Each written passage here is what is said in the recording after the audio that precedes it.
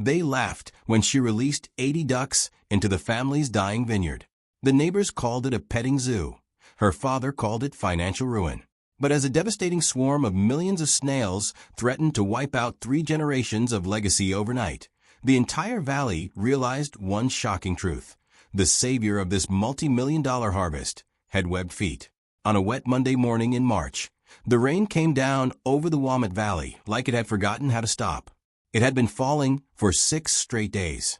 Not hard enough to flood the roads, not dramatic enough to make the evening news, but steady enough to soak every fence post, every tractor tire, and every row of young grapevines on the Miller family farm.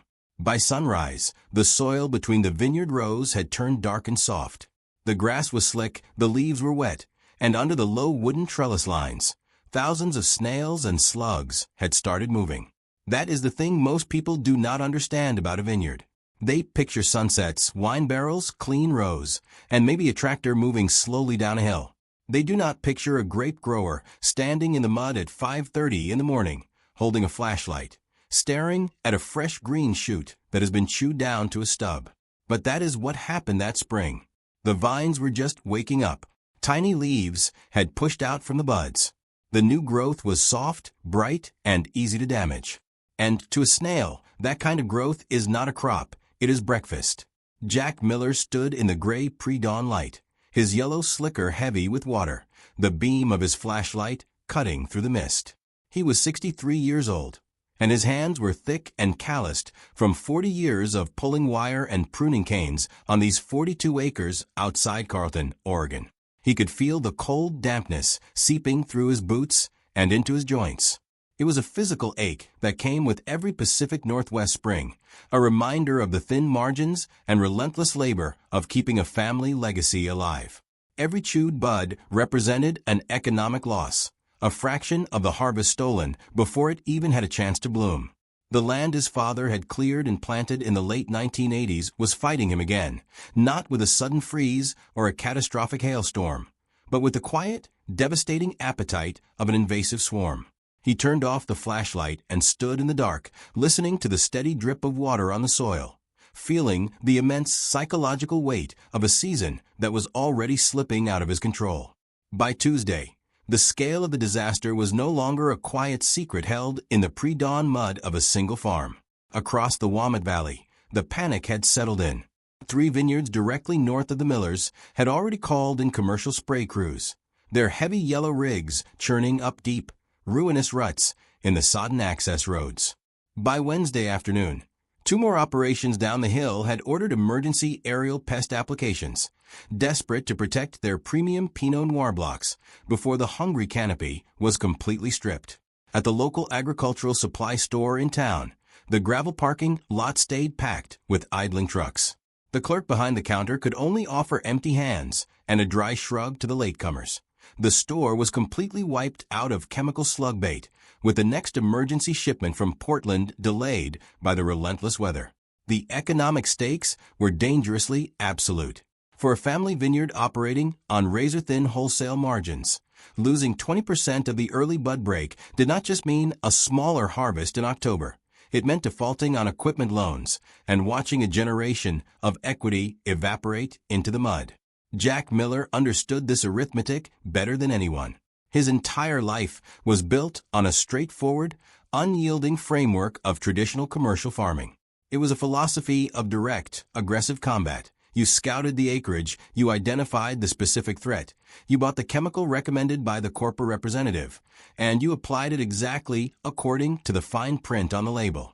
It was expensive, it was toxic, and it chipped away at whatever liquid cash the family had managed to save over the winter. But to Jack, it was the only real option.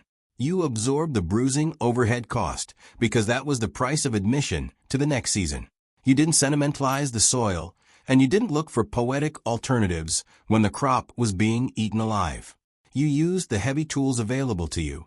You forced the ecosystem into submission, and you survived to harvest another year.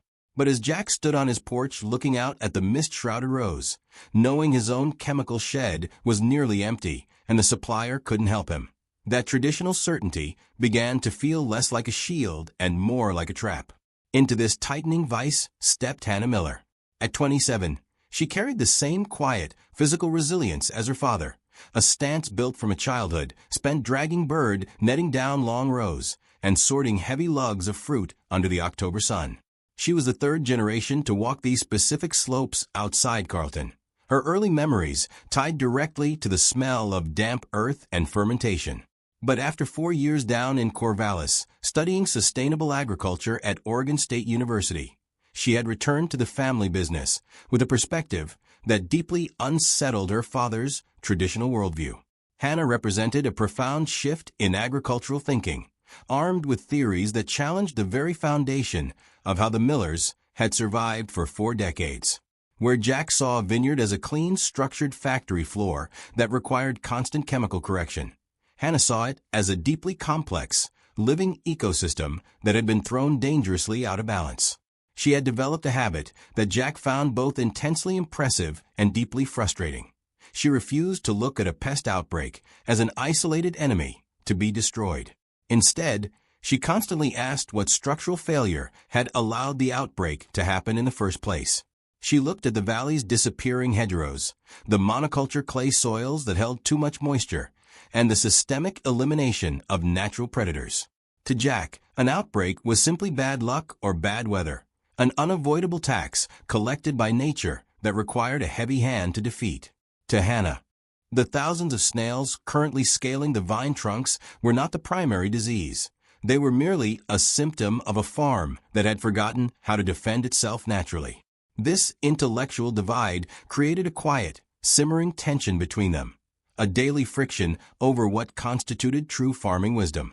Jack possessed the invaluable, raw instinct born of decades of dirt-under-the-nail survival, while Hannah held the data-driven frameworks of a rapidly changing industry. She respected the immense sacrifice that had kept the land in their name, but she knew that if they kept fighting the land with the same escalating, expensive chemical warfare, the farm wouldn't survive to see a 4th generation inherit the rows. The true battle had actually begun 3 months earlier, on a freezing evening in December, around the worn oak table that sat in the center of the Miller kitchen. The air smelled of wood smoke and strong coffee. Outside, the winter wind whipped through the dormant, naked vines, while inside, Elaine Miller was quietly sorting through a stack of rising fertilizer invoices and tax receipts. The financial reality of the vineyard was laid bare in those papers, a stark reminder of how little room they had for error. Hannah chose that moment to slide a thin, cheap blue paper folder across the table toward her father. It was her senior thesis project from Oregon State, focused entirely on the implementation of integrated pest management within boutique Pacific Northwest vineyards. Jack looked down at the folder through his reading glasses, his expression instantly guarded. When Hannah explained that she wanted to introduce a working flock of Indian runner ducks into the lower blocks to handle the inevitable spring pest surge, Jack set his coffee mug down with a heavy, deliberate thud. He looked at his daughter like she had just suggested trading their modern John Deere tractor for a team of oxen. "We grow premium wine grapes, Hannah," he said, his voice flat and tight with patriarchal exhaustion. "We do not run a hobby farm or a petting zoo for tourists." Jack's reaction was born from a deep, defensive protectiveness over the land. He had spent too many years working himself to the bone to see the farm's reputation risked on what looked like a naive, academic experiment. He didn't believe in fairy tale farming. To him, the blue folder represented an unproven, soft approach to a brutal business that had no mercy for mistakes. Hannah did not back down, her voice remaining steady as she met his gaze, pointing out that the conventional approach was costing them thousands of dollars in inputs every year without actually solving the root problem. But to an old-school grower who measured success by clean dirt and predictability, the idea of turning 80 birds loose in his meticulously managed rows felt like a dangerous surrender to chaos. Hannah did not argue with emotion. She argued with arithmetic. She opened the blue folder to a spreadsheet that detailed the logistical and financial reality of the project. The total initial startup cost was exactly $1,900. That covered 80 day-old ducklings, a second-hand mobile cooping shelter on wheels, industrial poultry nipples for the water lines, and several rolls of solar-powered electric netting to control their movement. Jack looked at the figure and scoffed, his mind automatically calculating the price against their tight winter reserves. But Hannah quickly flipped the page to their own historical ledgers, pointing directly to the rising, repetitive costs of commercial slug bait and tractor fuel over the last 5 seasons. A single emergency chemical application across the entire vineyard cost nearly that much in a bad year, and it had to be repeated every time a heavy rain washed the pellets into the topsoil. The ducks, she explained, were a capital investment that would work every day for the cost of cheap supplemental grain. Unlike the dead chemicals sitting in the shed, these birds would actively convert the pest population into high-nitrogen fertilizer. Jack stared at the numbers, his thumb tracing the worn edge of the kitchen table. He hated the idea, but the logic was clean enough to bite. A broken irrigation pump could swallow $1,900 before breakfast, and if this stopped them from buying another drum of toxic bait, it might be worth the peace of mind. He sat back, his jaw tight, and pointed a calloused finger at her. "If I let you do this, it is on 3 strict conditions," he warned. "First, they stay completely out of the fruit blocks once the canopy fills out. I will not have birds pecking at my harvest. Second, if their webbed feet turn the lower rows into a compacted mud hole, the whole project goes in the scrap heap. And third, I am not naming them, and I am not feeding them. This is your circus, Hannah." She smiled quietly, knowing the hardest barrier had just cracked. "I can live with that," she replied. Jack muttered something under his breath about expensive college ideas, but he didn't close the folder. The compromise was struck not out of sentiment, but out of shared, desperate need to find a way out of an economic corner. The true isolation of trying something new on a traditional landscape became real in the second week of February, inside the high-ceilinged warmth of a local farm supply store. The air there always smelled of hydraulic fluid, heavy rubber boots, and stale molasses feed, a familiar comfort that suddenly felt hostile when Hannah set her items on the counter. She had selected 4 boxes of heavy-duty fencing clips, an extra roll of temporary poultry netting, and a handful of brass water nipples. The old clerk behind the register, a man who had sold Jack Miller his first pruning shears 30 years ago, looked down at the pile and paused. "What are you putting together out there, Hannah?" he asked, squinting through his bifocals. "A duck lane," she said clearly. The room seemed to drop an octave. Near the free coffee pot in the corner, 2 established vineyard owners from the northern ridge turned around, their heavy canvas jackets rustling. The clerk blinked, a slow, patronizing smile creeping onto his face. "Ducks aren't a pest management plan, girl," he said, loud enough for the back aisle to hear. One of the ridge growers chuckled into his paper cup, shaking his head. "It'll be a real nice pest management plan until the valley coyotes find out you're running a buffet," he called out. The other grower joined in, his voice dry with years of routine cynicism. "Or until those webbed feet turn your lower Pinot Rose into a backyard koi pond. You can't spray mud off a grapevine, Hannah." The ridicule was not malicious, but it carried the heavy weight of a community that viewed deviation from the conventional line as a personal offense.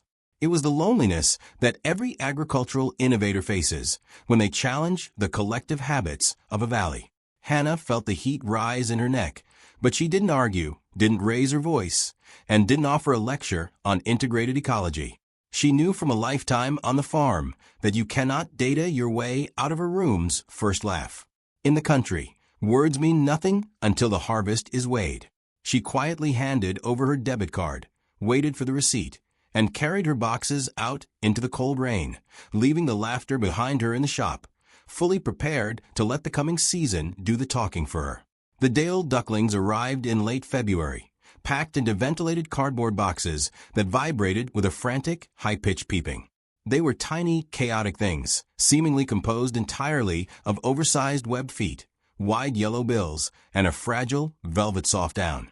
Hannah immediately set them up in a large plywood brooder she had constructed in the corner of the old packing shed, suspended beneath the harsh crimson glow of 3 heavy-duty heat lamps.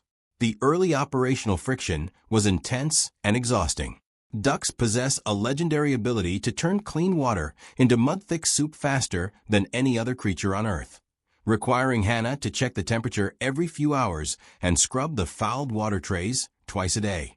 Jack would walk past the open door of the shed on his way to the tractor bay, his boots echoing loudly on the concrete as he shook his head in disapproval. He grumbled constantly about the thick, damp smell of wetwood shavings and poultry feed, muttering that compost at least had the decency to stay quiet, whereas these things screamed at 4 in the morning. Yet, for all his vocal resistance, 40 years of livestock intuition and a fundamental respect for living assets run deep in a real farmer's blood. Late one evening, when he thought Hannah had gone up to the house, Jack walked into the dim packing shed. He noticed that the wooden latch on the brooder door had begun to warp and stick from the ambient moisture. Without a word, he retrieved his tool belt, removed the flimsy latch, and replaced it with a heavy, smooth-gliding brass bolt from his private stash. Then he stood over the brooder, his flashlight beam catching the smallest duckling, a runty, brown-fuzz bird that was being repeatedly shoved away from the feeding trough by its larger siblings. Jack reached his thick, calloused hand down into the warm enclosure, gently parted the crowd of ducklings, and placed a shallow jar lid filled with starter mash directly in front of the struggling bird. He stood there in the red light until he was certain the small creature had eaten its fill. When Hannah found the new latch the next morning, Jack simply claimed he was protecting his shed from dry rot, but the silent gesture revealed the truth. Beneath the rugged, skeptical exterior, he understood that nothing on a farm survives without meticulous, unyielding care. By the first week of March, the soft yellow fuzz had vanished, replaced by a dense coat of sleek, weather-resistant feathers.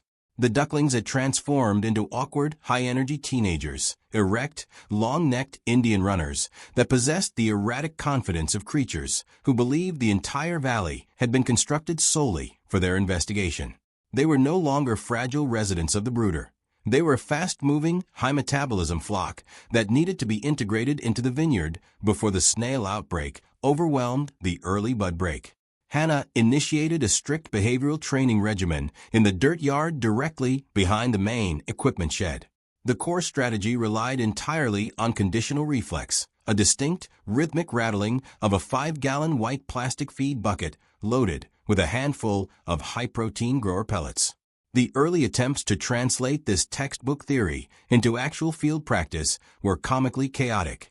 On the first afternoon, when Hannah opened the paddock gate and shook the bucket, 3 ducks immediately bolted left toward the woodpile. 12 broke right into a thicket of blackberry brambles. 1 stood in a muddy puddle shouting loudly at nothing, and the largest drake attempted to climb into the open driver's side door of Jack's parked pickup truck. Hannah spent 2 exhausting hours running through the wet grass, sweating inside her rain jacket as she tried to herd the scattered birds back toward the shelter. Jack watched the entire spectacle from the dry shelter of the workshop porch, a slow, amused grin breaking through his stubble as he chewed on a matchstick. But farming, if you are honest about its daily realities, is rarely about immediate perfection. It is about the unyielding repetition of a process until the chaos is worn down into a reliable routine. For 14 consecutive days, rain or shine, Hannah shook the white bucket at the exact same hour, establishing a clear line of movement and reward. Slowly, the erratic individuals began to operate with a collective intelligence. By mid-month, the 80 separate birds moved across the yard like a loose, disciplined little army, turning in unison at the sound of the plastic rattle and filing through the temporary gate openings without a single stray. They had ceased to be a chaotic collection of livestock. They had become a functional, responsive living tool, ready for the high economic stakes of the open rows. The true trial by fire arrived on a raw Thursday morning when Hannah rolled the mobile wooden shelter down to the edge of the vineyard's lower block. This specific 2-acre section was the lowest, wettest pocket of the entire 42 acres, a heavy clay basin where the snail infestation was historically the most destructive. The tender green shoots here were already showing the telltale jagged edges of early damage. Hannah unrolled the solar-powered electric netting, secured the perimeter posts into the saturated soil, checked the water troughs, and finally pulled the cotter pins on the shelter gate. The launch was an immediate operational disaster. Instead of moving systematically down the rows, as the academic manuals had promised, the 80 ducks rushed out of the enclosure like water bursting through a broken dam and instantly scattered in every direction. The collective discipline they had shown in the training yard evaporated into the damp air. Within 10 minutes, 5 ducks had managed to entangle themselves in the low-slung black drip irrigation lines, thrashing wildly until Hannah had to wade through the mud to cut them loose. A dozen more discovered a deep tractor rut filled with standing rainwater and immediately decided that foraging for snails could wait indefinitely in favor of an extended bath. The rest of the flock completely ignored the vine trunks, opting instead to fight over a patch of wild mustard grass near the boundary fence. Jack watched the entire scene unfold from the gravel access road, his arms crossed tightly over his heavy canvas jacket, the bill of his cap pulled low against the mist. He didn't say a word, but his posture radiated the silent, stubborn judgment of an elder who had seen 100 expensive theories die a quiet death in the mud. He noted every broken vine tie, every wasted minute, and the total lack of professional execution. By 5 o'clock that evening, Hannah was shivering, her jeans caked in gray clay up to the thighs, her knuckles raw from pulling frozen netting pins. It took her 45 exhausting minutes of walking backward and shaking the white plastic bucket to finally lure the stubborn flock back into the safety of the mobile coop. Jack turned and walked back toward the house without offering a hand, leaving her alone in the fading light. But as she secured the heavy brass bolt on the door, her chest tight with exhaustion, she didn't cry and she didn't resolve to give up. She reached into her pocket, pulled out a wet notebook, and began writing down the adjustments they would need for the morning. Hannah understood that on a multi-generational farm, enthusiasm is a liability, but numbers are an absolute truth. Every evening after securing the flock, she bypassed the kitchen table and went straight to the small desk in the corner of the packing shed, entering meticulous data into a master spreadsheet. She had established 4 distinct, marked sample zones within the lower block, counting the exact number of snails on 20 consecutive vine trunks before the ducks were released, and recounting those same trunks after they were penned up for the evening. She logged everything: daily weather conditions, hours spent foraging, rows covered, and the precise percentage of chewed leaves. The first 5 days yielded noisy, discouraging metrics, but by the second week, the unyielding routine began to print a clear, empirical pattern. The ducks were learning the architecture of the vineyard, using their sensitive bills to clear the hidden clusters of snails sheltering in the cover crop at the base of the wood. Over 3 weeks of relentless repetition, the results became impossible to ignore. The initial count of nearly 200 snails per sample zone plummeted down to a double-digit average, and the early leaf chewing stabilized at less than 8%. Jack's daily observation ritual underwent a subtle, unprompted transformation. He no longer stood on the gravel road with his arms locked across his chest like a border guard. Instead, he began walking down into the alleyways, standing with one thick hand resting flat on his hip, his eyes tracking the synchronized movement of the birds through the sodden clover. Skepticism was slowly giving way to the cold curiosity of a businessman who recognized an operational advantage. One evening, as Hannah was cleaning the water filters, Jack stepped into the shed, looked at the glowing laptop screen, and asked how many rows the flock had actually cleared before noon. He wanted to know the specific feed-to-forage ratio, and whether they were showing the same efficiency up on the steeper, rocky terrain of the old Pinot Noir block. He didn't offer a compliment, and he didn't apologize for his early resistance, but the nature of the questions had fundamentally shifted. They were no longer discussing whether the project was a foolish academic stunt. They were analyzing the mechanical capacity of a new tool. The unspoken data had shifted the balance of power, forcing the traditional line to reckon with the undeniable reality of the field. The true breaking point arrived on a Sunday night when the sky above the Willamette Valley turned the color of bruised iron and the wind died completely. What followed was not a typical spring mist, but a relentless, heavy deluge that battered the Carlton Hills for 6 consecutive days without a moment of clearing. The environmental pressure reached an absolute crisis across the county. The prolonged saturated warmth triggered an unprecedented, massive snail outbreak that caught the valley's conventional growers completely off guard. By the 4th day of the storm, the emergency phone tree was alive with panic. Two neighboring properties reported entire acres of premium Chardonnay blocks stripped down to bare, bleeding wood in less than 48 hours. The local farm supply store's gravel lot was empty because there was nothing left to buy. The regional warehouses in Portland had completely exhausted their stocks of chemical bait, leaving growers with no conventional defense against the rising tide. The heavy spray rigs were useless, stuck up to their axletrees in the deep, ruinous mud of the access roads. On Friday morning at 5 o'clock, the rain was still slamming against the tin roof of the Miller kitchen with a deafening, rhythmic roar. Hannah sat at the table in her damp flannel shirt, her eyes red from lack of sleep as she stared blankly into her coffee mug, assuming the weather had finally beaten her system. Jack walked into the room, his heavy work boots already lace tight, his face illuminated by the bright blue glow of the weather radar looping on his smartphone. He looked at the storm tracking map, then looked out the window at the dark, flooded ridges where their livelihood hung in the balance.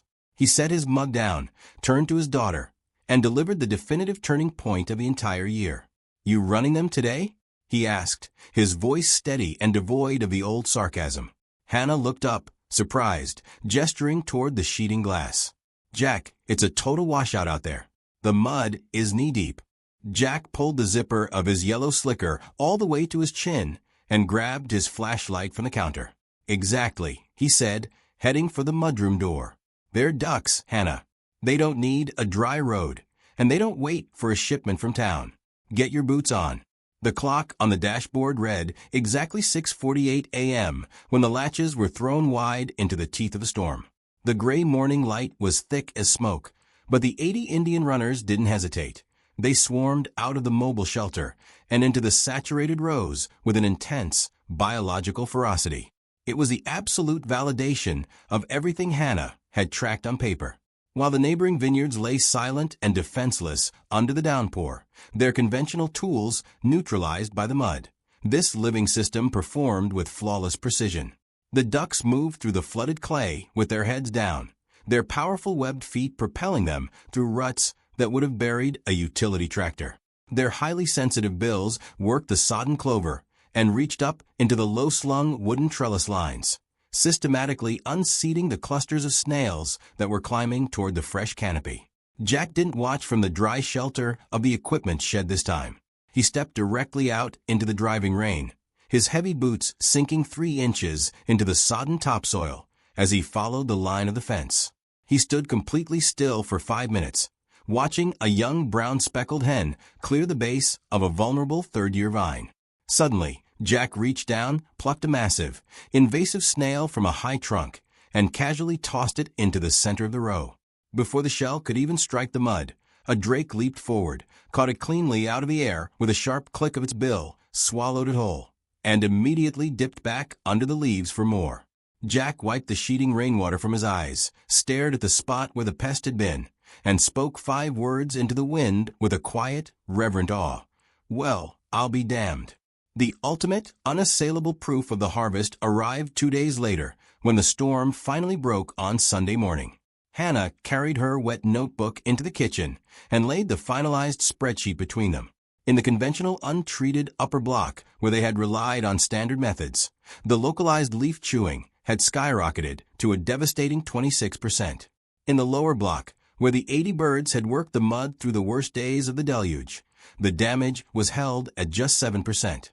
The generational divide had dissolved in the mud of the lower block, replaced by a quiet, shared understanding that the old ways were no longer the only ways to save the farm.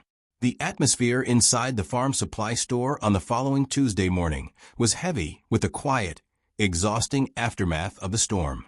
The air carried the usual scent of damp wool and floor sweepings, but the mood among the men gathered around the commercial coffee urn was decidedly grim. 2 of the largest growers from the northern ridge had spent the weekend calculating their losses, their faces lined with the realization that their premium blocks had taken a permanent, expensive hit from the snail outbreak. When Hannah Miller walked through the heavy front door, she wasn't carrying the anxious uncertainty of a student.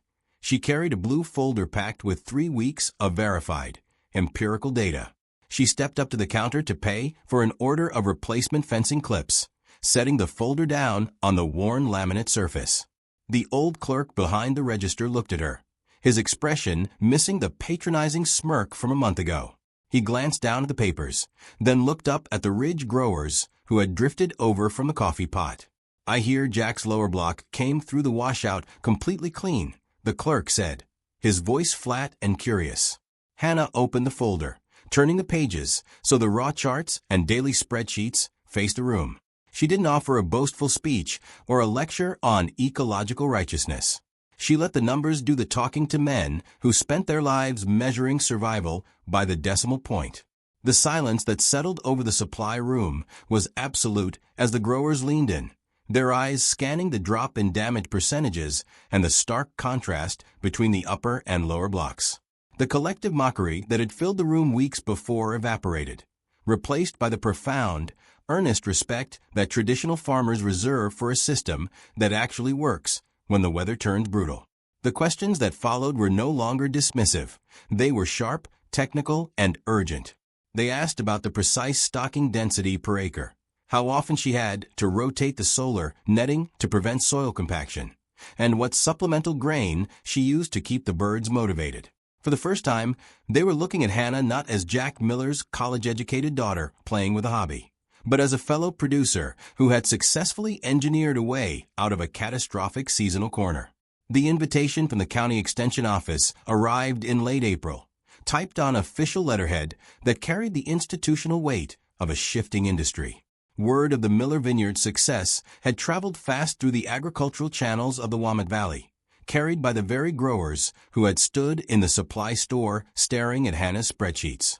The extension agent had requested a formal presentation for the monthly small farms meeting, an event traditionally held in the basement of the Grange Hall under flickering fluorescent lights.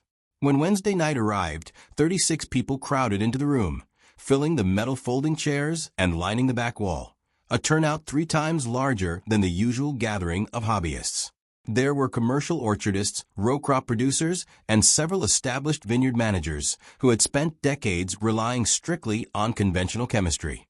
Hannah stood at the front of the room in her working boots and a clean canvas jacket, her presentation projected onto a stained pull-down screen. She delivered a grounded, intensely realistic lecture that completely rejected the easy romanticism of modern agricultural trends. She refused to oversell the strategy, stating plainly that ducks were not a magical, effortless cure for a poor management plan. She detailed the grueling reality of the labor, the daily fence line rotations, the constant predator watches, the mud, and the early weeks of chaotic herding that had nearly broken her resolve. "They are living animals, not programmable machines," she told the crowd, her voice carrying the exact, unhurried weight of her father's style. "And animals bring their own complications to the field." But then she displayed the final economic charts, showing the massive reduction in emergency chemical input costs, the complete elimination of tractor passes during the critical bud break, and the stabilization of early crop damage at under 7%. The core lesson, she explained, was not that every farm needed a flock of birds, but that conventional agriculture had spent 50 years looking for dead, industrial tools to solve problems that were fundamentally alive. Sometimes, she concluded, a living system requires a living tool. Jack stood in the very back of the hall near the coffee urn, his arms crossed over his chest, a quiet, unmistakable pride settling into the weathered lines around his eyes. He didn't say a word as the room broke into serious, sustained applause, nor did he intervene when 6 distinct growers pushed forward to sign the clipboards for scheduled site visits to the Miller property. He simply watched his daughter command the room, knowing the horizon of the valley had just cracked wide open. 2 years after that first rainy spring, the system had shifted from an anxious experiment into the permanent, rhythm-driven infrastructure of the Miller family vineyard. The physical landscape of the farm had subtly evolved to accommodate the change. Jack Miller had spent his winter evenings in the workshop building custom, low-angle oak ramps for the expanded fleet of mobile shelters, ensuring the birds could exit into the rows without straining their joints on the early morning frost. The old farmer who had swore he would never name a bird now stood on the access road every afternoon, openly monitoring a massive, gray-feathered drake he called Captain, watching the bird lead the rotation with a strict, military precision. The old truck was still parked in the barn, the heavy commercial sprayers still sat in the equipment bay, and the family still utilized conventional tools when the seasonal pressures demanded absolute precision. Nobody had thrown 40 years of modern agricultural science into the trash. What had changed was the foundational philosophy of the land itself. A farm that had spent decades merely reacting to the arrival of the next crisis had successfully integrated a living layer of prevention into its topsoil. It was a profound daily reminder that a vineyard is never just a clean factory floor designed for a singular crop. It is a sprawling, interconnected web of relationships where the soil, the rain, the cover crop, the pests, the birds, and the people must operate in a delicate functional balance. The ducks had not solved every problem, but they had reminded an entire valley that agriculture is not merely about fighting nature with an escalating chemical arsenal. Sometimes it is about hiring the right part of nature and giving it a dedicated place to work. If you respect the raw grit of traditional farming, the quiet determination it takes to protect a multi-generational legacy, and the intelligence of innovators who look for living solutions to age-old struggles, take a moment to like this story, subscribe to our channel, and share this narrative with someone who appreciates the real, unvarnished truth of the agricultural life. Because the future of the land does not belong to the loudest voice or the strongest chemical. It belongs to the families who are willing to build the fence, count the damage, face the ridicule of the crowd, and bring the flock home at the end of the day.